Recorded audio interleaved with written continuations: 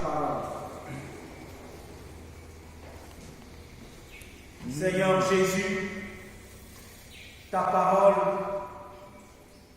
est vivante et efficace, plus acérée qu'une épée à deux tranchants.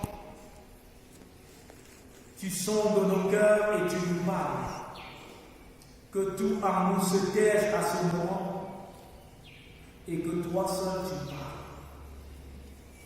Saisis-toi par ton Saint-Esprit de ton serviteur qui va parler de ta part, qu'il ne dise pas ce qu'il désire, mais seul ce que le Saint-Esprit a mis en lui.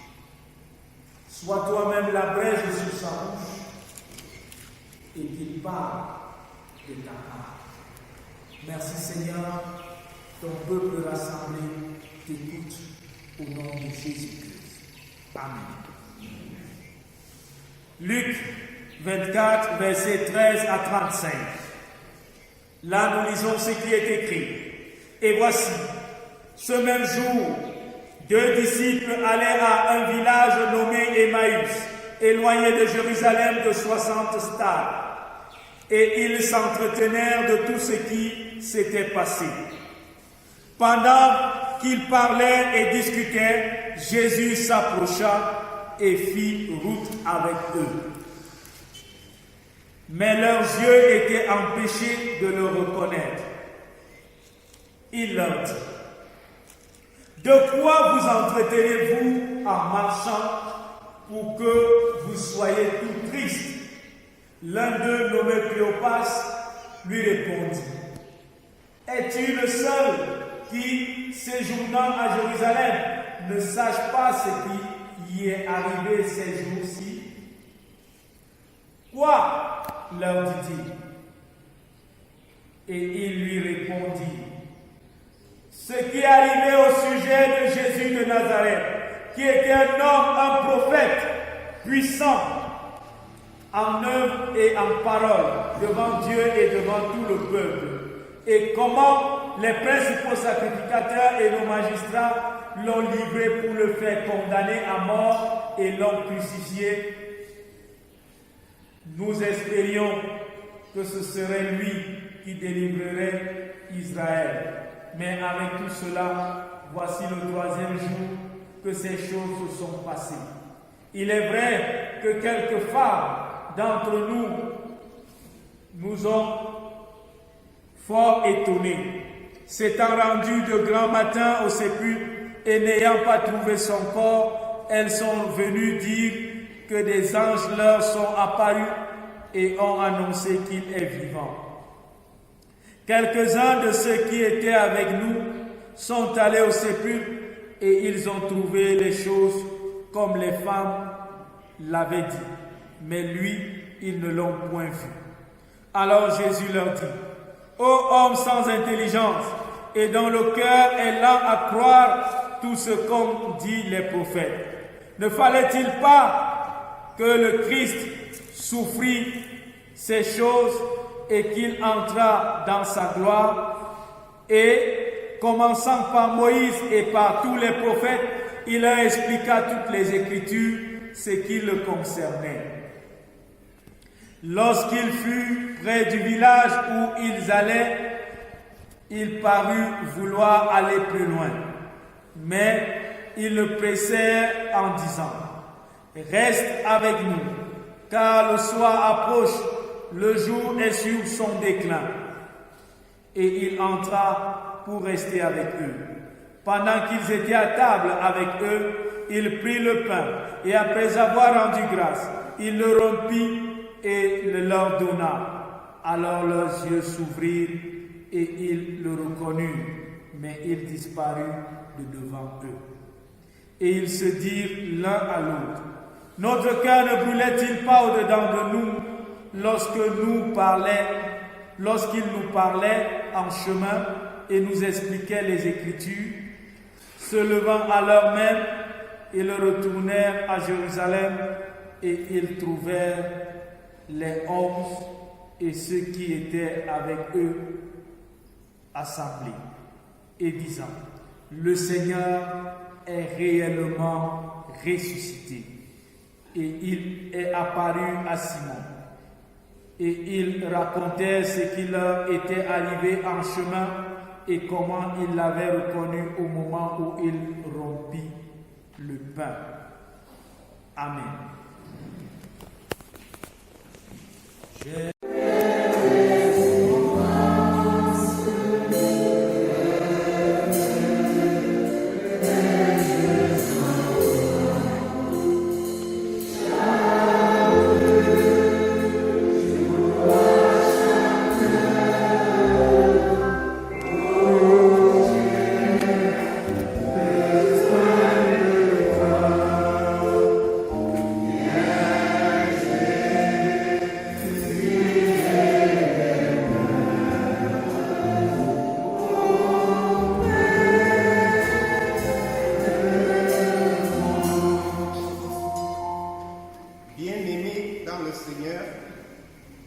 Je vous salue au nom du ressuscité.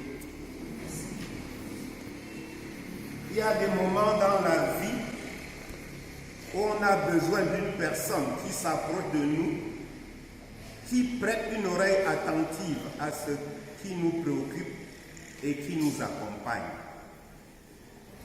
Il y a des moments dans la vie où nous avons besoin d'une personne qui vient vers nous quand nous faisons face aux doutes et quand notre foi vacille.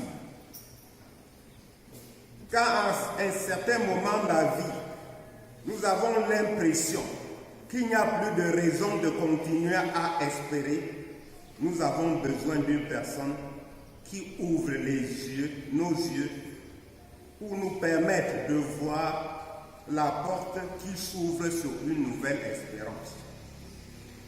Si malgré les prophéties bibliques et les témoignages des apôtres, témoins oculaires de la résurrection, tu continues à avoir le moindre doute au sujet de cette vérité éternelle, tu as besoin que le ressuscité se révèle à toi. Bien-aimé dans le Seigneur, si tu es en train de passer par l'un de ces moments, rassure-toi, tu n'es pas seul.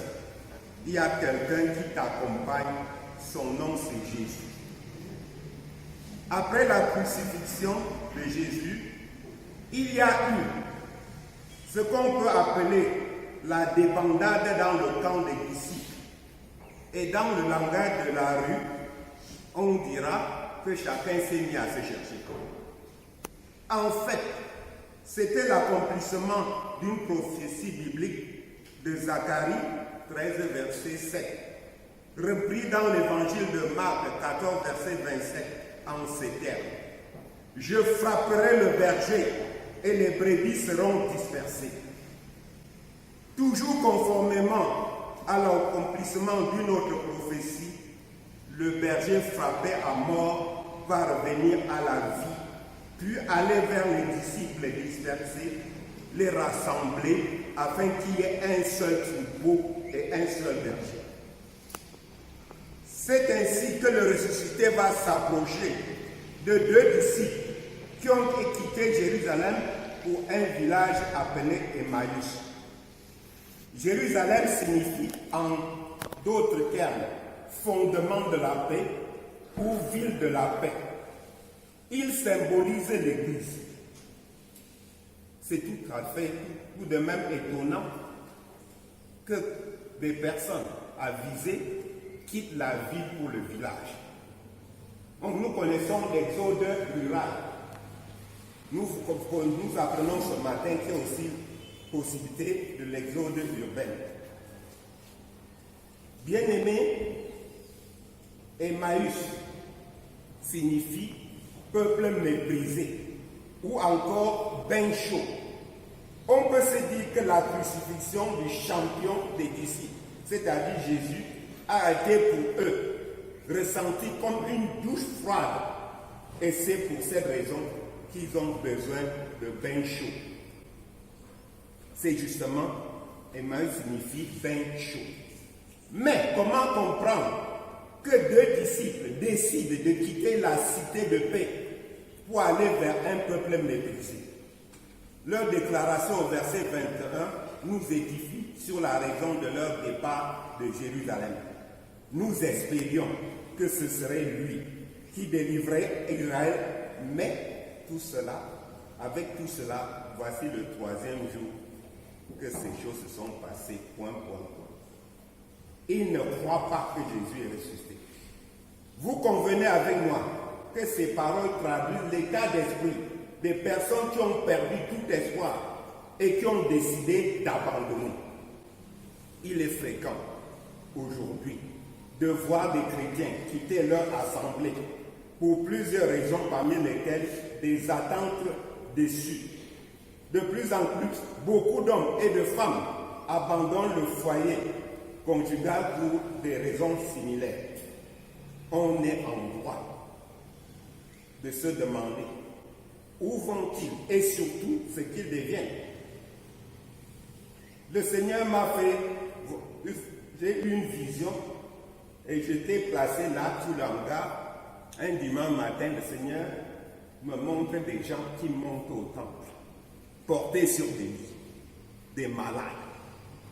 À la fin du culte, je descends dans la rue, il me dit, regarde, les mêmes personnes qu'on a portées pour venir, on les porte sur les lits pour rentrer. Alors, je me suis approché. Le problème est celui-ci. Personne ne s'approche de ces personnes qui, à un moment de la vie, ont décidé d'abandonner à cause du désespoir. Je me suis rapproché d'un de nos pasteurs, la semaine, la préparation à Sainte-Sainte, et je lui ai dit, j'ai des attentes, je voudrais que tu t'approches de moi. Je veux bien me faire comprendre. Parce que je lui ai dit, depuis que je viens me préparer pour la Sainte-Sainte, pasteur, tu ne m'as jamais demandé quel est l'état de ma marche avec le Seigneur, mon état spirituel. Et j'attends toujours qu'il s'approche de moi. Les chrétiens que vous êtes ont même les mêmes attentes envers moi comme ancien d'église. Parce que beaucoup attendent et continuent d'attendre que je m'approche d'eux pour les accompagner dans leur marche et pour les écouter. Les disciples d'Emmaüs, eux, ont eu la grâce d'avoir le ressuscité à leur côté, juste au moment où ils en avaient le plus besoin. Il s'est approché et a cheminé avec eux. Quel est l'impact? Quel a été l'impact de la présence de ressuscité aux côtés des disciples? Notre message a pour thème espoir perdu, espoir retrouvé. 3 temps forts peuvent être relevés dans l'accompagnement des disciples par le ressuscité. Premier temps, l'écoute. C'est pendant l'écoute que le ressuscité va faire prendre conscience à ses disciples de leur état spirituel qui était la cause profonde de leurs problèmes. Ô homme sans intelligence, dont le cœur est lent à croire tout ce qu'ont dit les prophètes. Verset 25. Quel était le véritable problème des deux disciples? Leurs yeux spirituels étaient fermés.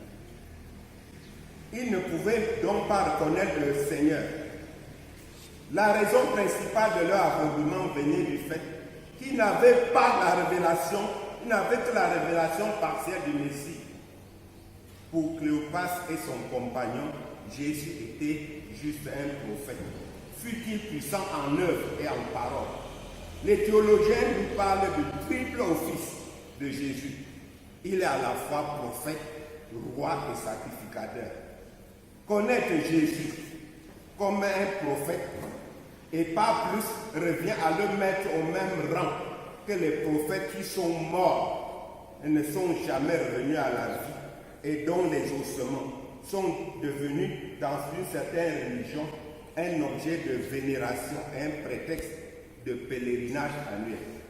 On peut aussi noter leur aveuglement, que leur aveuglement était accentué par le fait qu'ils étaient tellement focalisés sur les événements passés et ont perdu de vue l'accomplissement des prophéties qui constituent l'un des fondements de l'espérance chrétienne. Nous aussi, nous arrive souvent d'être tellement focalisés sur un passé tellement négatif que nous ne voyons pas la porte d'espérance qui s'ouvre devant nous. Deuxième temps, l'explication des Écritures. Dans le but de renouveler leur intelligence et préparer leur cœur à saisir la révélation qui crée de bonnes dispositions de cœur à croire, le maître entreprend l'explication des prophéties. Je voudrais dire, il réexplique les prophéties de l'Ancien Testament. En ce qui concerne les événements qui se sont passés et relatifs à sa personne. C'est parce qu'ils n'ont pas compris grand-chose que leur foi a été mise à mal. Cette révision des enseignements reçus pendant 3 ans va-t-elle suffire pour qu'enfin les écailles tombent des yeux des disciples? Ce que le texte nous apprend est qu'un feu s'est mis à brûler dans leur cœur pendant que le Seigneur parlait et expliquait les Écritures. Ce feu, c'est la parole de Dieu qui, allumée dans un cœur, consume le doute et crée un désir ardent de la révélation. C'est le Saint-Esprit qui convainc un chrétien qui a rétrogradé à faire chemin retour vers sa glorieuse destinée. Troisième temps, dans l'intimité et la communion avec le ressuscité. Arrivé au terme du voyage à la tombée la nuit, les disciples invitent l'étranger à rester avec eux. Il répond favorablement à leur invitation. Si nous pouvons imaginer que les disciples ont demandé à l'étranger de passer la nuit avec eux pour des raisons de sécurité, celui-ci avait pour eux un merveilleux dessein, ouvrir leurs yeux spirituels pour qu'ils retrouvent l'espoir perdu. Pendant le repas, le ressuscité va poser un geste qui leur est familier. Leurs yeux vont s'ouvrir à l'instant, ils le reconnaissent. Mais ils n'auront pas l'occasion de lui témoigner leur gratitude parce qu'il a disparu. Leur tristesse de départ va se changer en joie et on peut bien l'imaginer. Ce qui est important à relever ici, c'est la décision de retourner à Jérusalem pour rendre aux 11 assemblées leur propre témoignage de la résurrection du Seigneur. Désormais devenus des témoins oculaires, tout doute est dissipé et leur confession de foi s'appuie sur le fondement inébranlable de la résurrection du Seigneur de l'Église. Comme nous le savons tous, le repas pris avec les personnes qui nous sont proches sont toujours des moments profonds, de profonde intimité. Si le fait marquant de cette apparition du ressuscité aux disciples d'Emmaüs reste et demeure l'espoir retrouvé, nous ne pouvons pas ne pas tenir compte de la démarche du Seigneur qui a conduit à ce happy end, à savoir l'espoir retrouvé, qui était en fait la finalité de cette démarche qui consiste à s'approcher, écouter, expliquer et communier. Nous sommes conscients qu'il y a parmi nous, même ce matin, des personnes qui sont dans la situation des disciples d'Emmaüs. Puisse le Seigneur venir vers eux afin qu'ils retrouvent l'espoir perdu.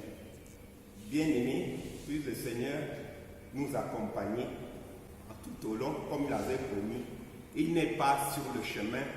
Un jour, un premier de la semaine, il est avec nous, comme il a dit, tous les jours jusqu'à la fin du monde. Amen. Nous allons ouvrir les yeux de mon cœur, Père. Ouvre les yeux de mon cœur. Je désire. Ouvre les yeux de mon cœur, Père. Ouvre les yeux de mon cœur. Je désire. Bien-aimés, comme aux disciples d'Emmaüs, le Christ ressuscité te pose la question, pourquoi es-tu triste? Dis-lui tout ce qui te préoccupe. Dis-lui tes déceptions, ce qui t'arrache la paix. Dis au Seigneur, il t'écoute. Il prête une oreille attentive à ce qui te préoccupe. Dis-lui. Tu avais peut-être placé beaucoup d'espoir sur tes enfants, sur ton mari ou ta femme, sur tes frères, sur tes projets. Mais en fin de compte, tu es déçu et tu es sur le point de tout abandonner. Dis-le au Seigneur. Présente-lui toutes ces situations.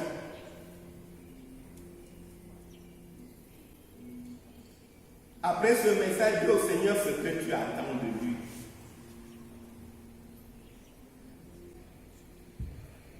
Le Seigneur dit aux disciples de Maïs qu'ils étaient sans intelligence et que leur cœur était lent à croire. Demande au Seigneur qu'il renouvelle ton intelligence et qu'il rende ton cœur prompt à croire à ça.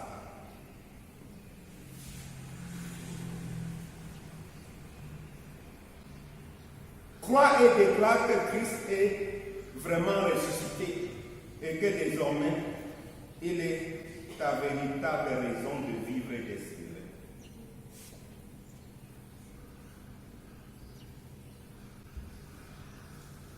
Amen.